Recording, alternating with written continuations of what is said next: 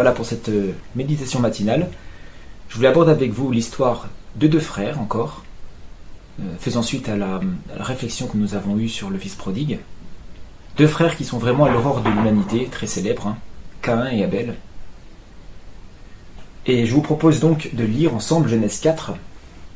Adam connut Ève sa femme, et elle conçut et enfanta Caïn. Et elle dit, j'ai acquis un homme avec l'Éternel. Et elle enfanta encore son frère Abel. Et Abel paissait le menu bétail, et Caïn labourait la terre. Alors il faut savoir que Caïn signifie acquisition, chose acquise. Et ça fait référence à la déclaration de Ève, qui est quand même un petit peu douteuse. Elle ne se prendrait pas un petit peu pour Marie en proclamant qu'elle a eu un enfant avec Dieu, mais où est le nom du Père dans cette histoire? Où est la place d'Adam? On a l'impression que dès le départ, la famille, telle que Dieu la conçoit, commence déjà à dysfonctionner. Et Abel signifie souffle, signifie respiration ou buée. Ça fait référence vraiment à quelque chose de beaucoup plus vital, de beaucoup plus fragile, de beaucoup plus essentiel. Ça fait référence à l'esprit aussi. Donc l'un est cultivateur, donc il laboure la terre, Caïn. Un travail pénible, difficile. Il travaille au champ, exactement comme le fils aîné de la parabole du fils prodigue. Et l'autre est berger. Un travail de veille, un travail qui consiste à prendre soin des brebis, à veiller à leur bien-être. Donc il arriva au bout de quelque temps que Caïn apporta du fruit du sol une offrande à l'Éternel. Donc c'est Caïn qui a l'initiative de vouloir rentrer en contact avec Dieu en apportant le fruit de son travail. Et Abel apporta lui aussi des premiers-nés de son troupeau et de leur graisse. Donc on comprend que Abel a suivi.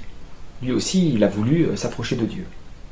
Et l'Éternel eut égard à Abel et à son offrande, mais à Caïn et à son offrande, il n'eut pas égard. Et Caïn fut très irrité, et son visage fut abattu. Et l'Éternel dit à Caïn, pourquoi es-tu irrité? Pourquoi ton visage est-il abattu? Si tu fais bien, ne seras-tu pas agréé? Et si tu ne fais pas bien, le péché est couché à ta porte. Et son désir sera tourné vers toi, mais toi, domine sur lui.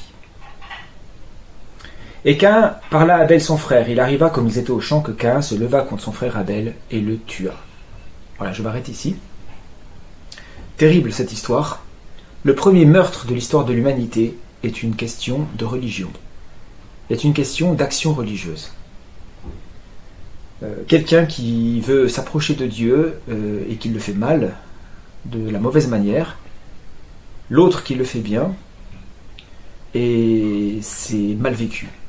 Ça déclenche une jalousie, une colère, une irritation.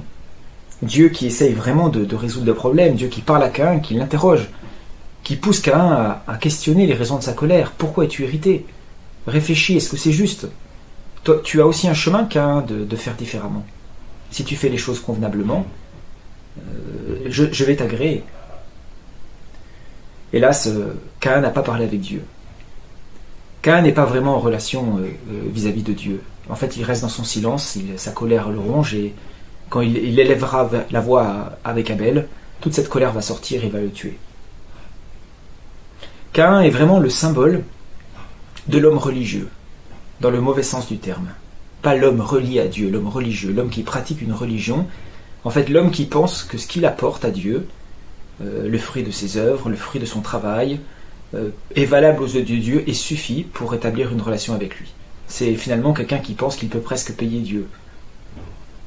Alors que pour Dieu, cette offrande n'avait pas de valeur, il ne l'a pas agréée. Alors, peut-on justifier ça dans le reste de la parole de Dieu? Évidemment. Déjà, Jésus annonce aux religieux de son époque qu'il va leur demander le sang d'Abel, jusqu'au sang de Zacharie. Donc Caïn est le premier des meurtriers religieux qu'on verra, c'est ceux qui ont crucifié notre Seigneur par jalousie, par colère, parce que les œuvres de notre Seigneur étaient justes et les leurs ne l'étaient pas. Ce n'est pas les fils du Père, c'était les fils de la loi. Ceux qui avaient la loi du Père, mais qui ne voulaient plus du Père. Et en plus de ça, ils avaient rajouté toute leur tradition. Jude nous parle de la voix de Caïn qui pénètre dans l'Église. en la comparant à la voix de Balaam, à la voix de Corée, donc la rébellion avec Corée, la cupidité, utiliser les dons de Dieu pour de l'argent comme Balaam, et bien il y a la voix de Caïn qui est là, la jalousie. Mon frère est juste, moi je le suis pas, je déteste mon frère, et j'essaie de le nuire. Même l'épître Jean dira que, pourquoi finalement Caïn a tué son frère? Parce que ses œuvres étaient justes et les siennes étaient mauvaises. Ça lui a renvoyé une image tellement négative de lui qu'il n'a pas supporté. Plutôt que de se remettre en question, il a préféré tuer son frère. Et Abel, que représente-t-il Abel? Il représente l'homme pieux, l'homme gracié. L'homme qui comprend qu'entre Dieu et lui, pour qu'il y ait relation, il faut qu'il y ait la mort. Il faut qu'il y ait la mort. S'il n'y a pas la croix, ce n'est pas possible. À cause du péché, évidemment. Soit la mort d'Abel, soit la mort d'un animal. Et il introduit vraiment ce concept de nécessité de l'expiation, de nécessité de la croix. Abel est vraiment quelqu'un qui a compris, qui a eu conscience de son péché, qui a eu conscience de sa petitesse. Et une fois de plus, dans toute l'histoire de la Bible, c'est le second, celui qui peut-être est considéré comme plus fragile, celui qui est considéré comme plus petit, celui qui a peut-être pas la force du frère aîné pour remuer la terre, celui qui est là avec ses brebis, comme David avec Saül. C'était aussi... Saül n'était pas le frère de David, mais il a été finalement l'aîné, dans le sens qu'il a été le premier roi qui n'a pas été agréé, et le second l'a été. C'est celui-là que Dieu choisit, c'est celui-là que Dieu honore, à cause de sa foi. Voilà, que nous soyons vraiment de l'ordre de cette lignée de la foi.